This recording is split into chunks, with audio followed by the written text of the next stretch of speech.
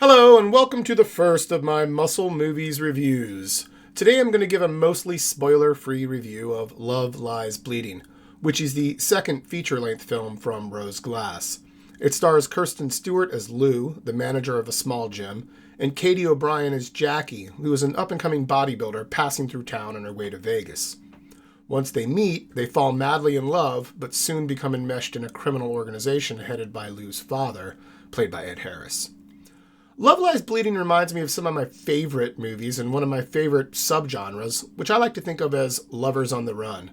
Aspects of this movie remind me of the Tony Scott-directed movie True Romance, which was written by Roger Avery, and one of my favorite movies of all time, the American version of Breathless, directed by Jim McBride. All three of these movies present couples that are crazy in love with each other to the extent that they're a little bit delusional.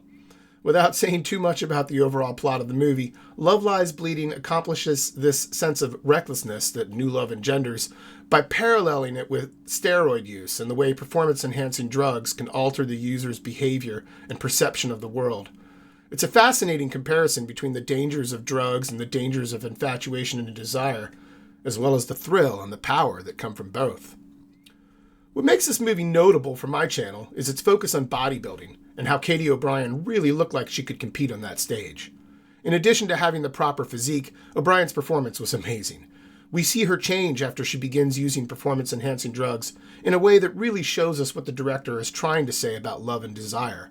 But we also get a good look at the world of competitive bodybuilding, specifically women's bodybuilding in the 1980s. This movie takes some very bold swings in the third act that border on what could be magical realism or just symbolic filmic imagery. I absolutely love these choices, but I can see how some audiences might not go for them. Still, I highly recommend this movie, and watching it was enough to make me check out Rose Glass's first movie, Saint Maud, which I also recommend for anyone interested in modern independent horror. If you've seen Love Lies Bleeding, drop a comment below and let me know what you thought. And if there's another movie related to bodybuilding and fitness that you'd like a spoiler-free review of, let me know in the comments. That's all for now. Don't forget to like and subscribe before you hit the gym.